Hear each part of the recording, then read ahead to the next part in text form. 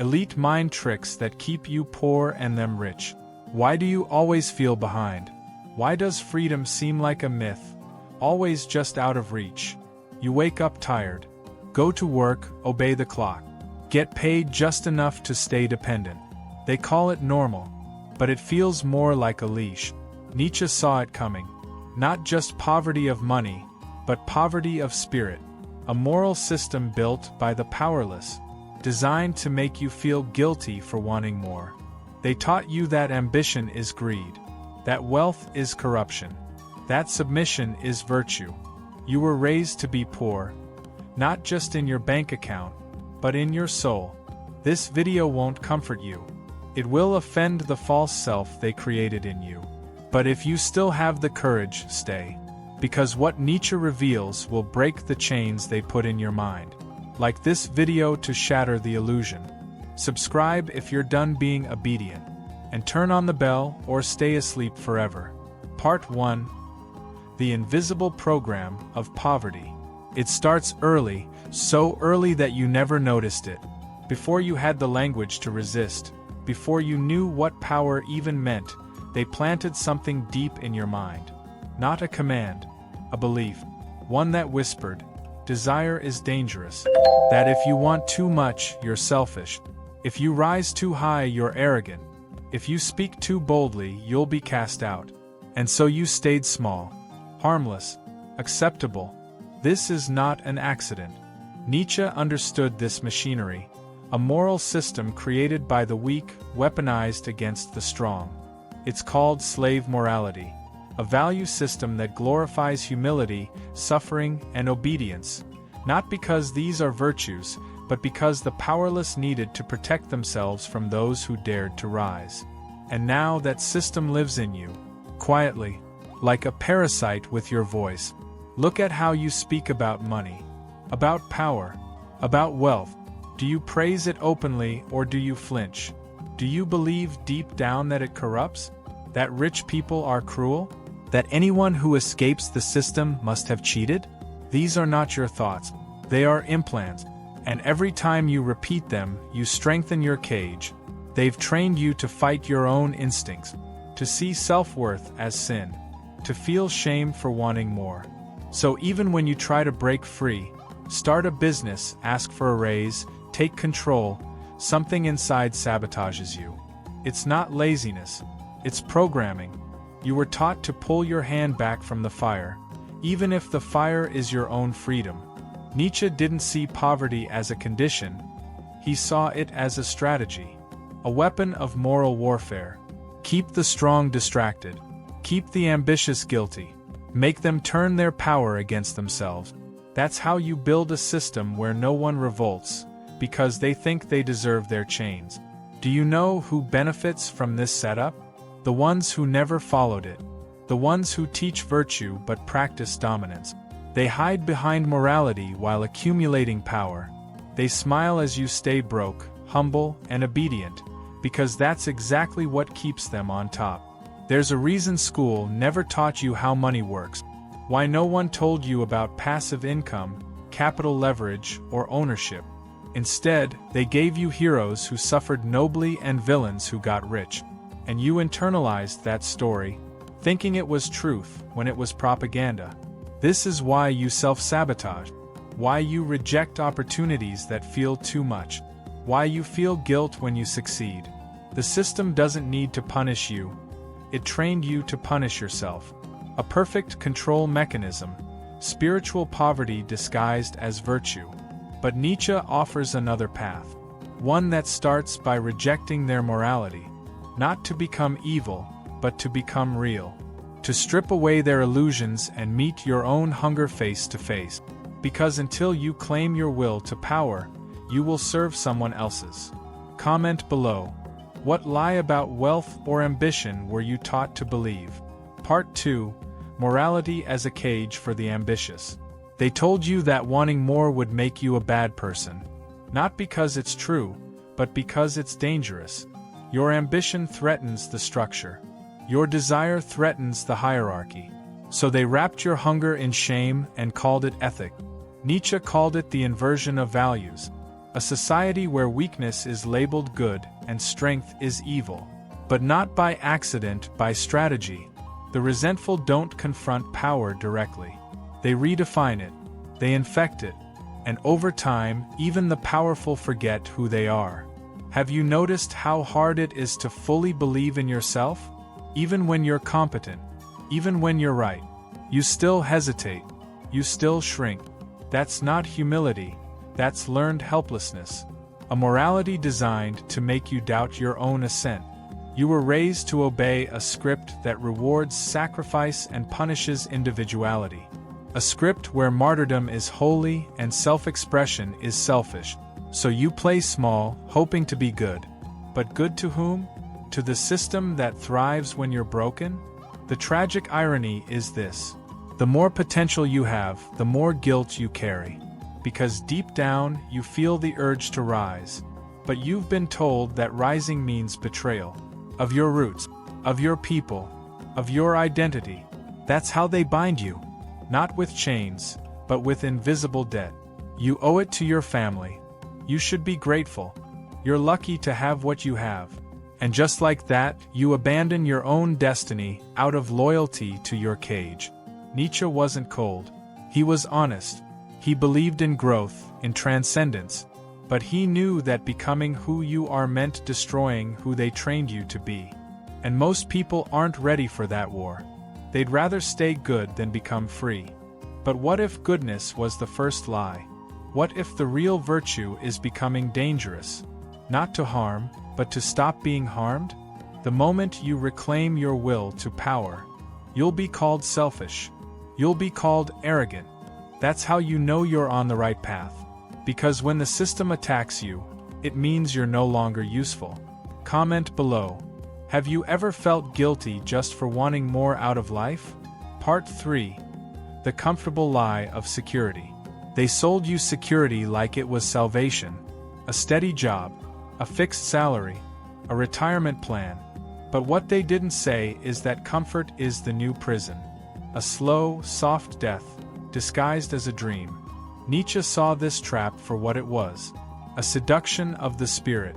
A life without risk, without danger, and without meaning. Because safety doesn't make you free. It makes you dependent. You trade your time for stability, your mind for predictability, and your soul for silence.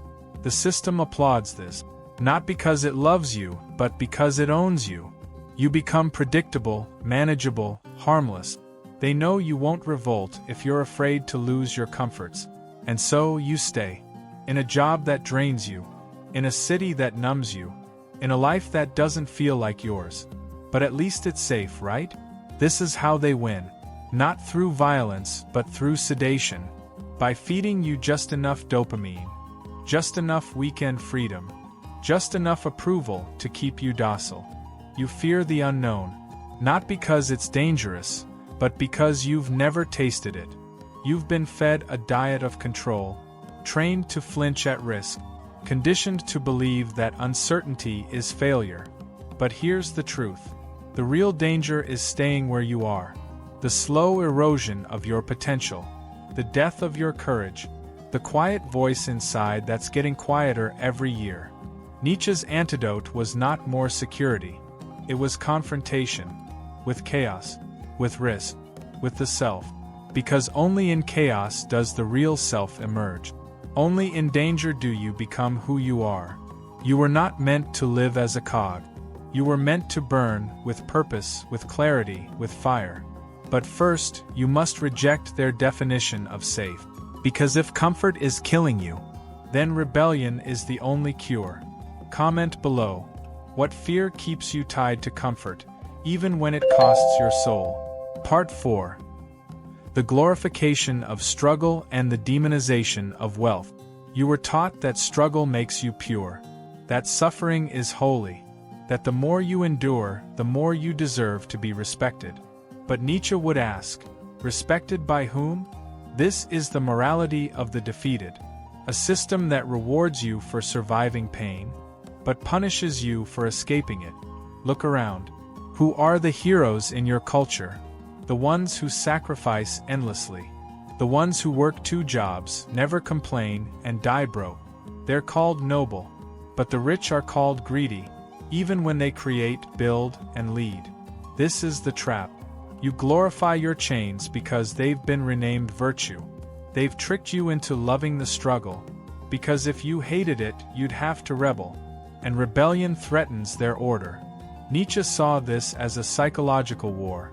They hijacked your values. They made you believe that rejecting success was the same as being good. That rejecting money was the same as being humble. That staying poor was a badge of honor. But there is no honor in being powerless. Only resignation. And behind that resignation is fear. You're afraid that if you chase wealth, you'll lose love. That if you rise, people will abandon you. So you choose smallness to stay safe. You choose invisibility to stay liked. But what if the cost is too high? What if in trying to be loved by everyone, you become nothing to yourself? Nietzsche didn't worship money. He worshipped becoming.